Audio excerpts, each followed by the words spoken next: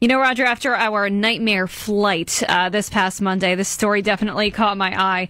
There's this airline, Malaysian Airlines, that has banned kids under 12 from using a certain section of the plane. It's like a big old jumbo jet, so it's actually got like 2 floors. That on the would second have floor. to be a 747 or bigger with a couple floors on it, because I don't care where that kid was sitting on to Monday night.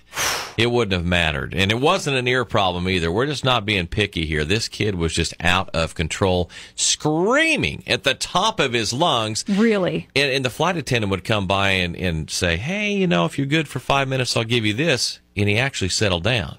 For 2 minutes. Yeah, and then he started screaming at the top of his lungs again. When the plane landed, he was giggling and talking, and he walked off that plane, and I'm thinking, Yeah, this was not an infant. this was a disciplinary issue with mom and dad. Yeah, we were sitting right behind the kid, and he was kicking. The child in front of him was just miserable the whole flight because his seat was being kicked so hard, and the screaming was just so obnoxious. And again, this is like a 2-year-old kid, so it wasn't the fact that the ears were hurting.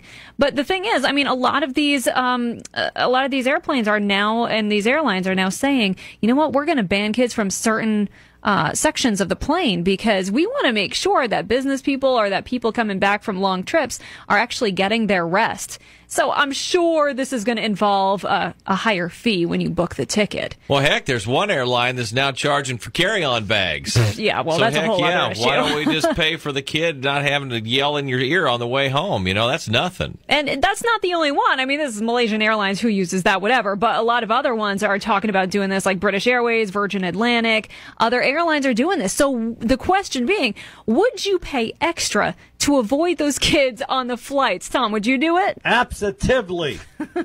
After the flight back, absolutely. I'd pay major money. Either that or let me off the plane at 34,000 feet. See ya.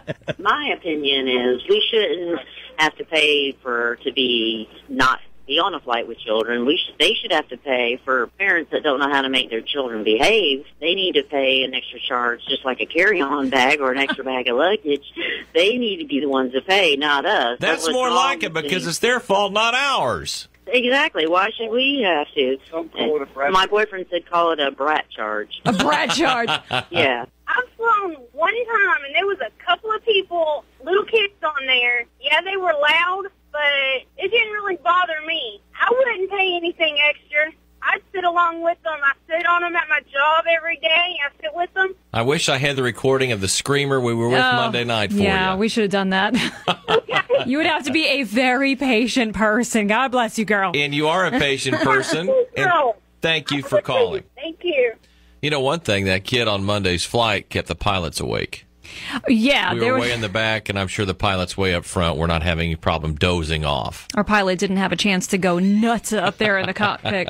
Hi, you guys are talking about the nightmare airplane flights with people's lovely little darlings. Sure. Yeah, one time I was flying from California to Texas, and somebody's little darling was sitting behind me, constantly kicking my chair, screaming and hollering, and it wasn't an ear problem either. It was just, a rotten kid. And I turned around, and I told the little sweetheart that if he didn't be quiet and sit down, that I was going to throw him out of the plane. And the mother got all offended, and I said, lady, if you don't shut up, don't worry, you're going with him. And we had a flight attendant move her and her little darling to the back of the plane, where really children, I think, belong, because especially if they're obnoxious and loud. Now, please tell us you were sitting on an exit row.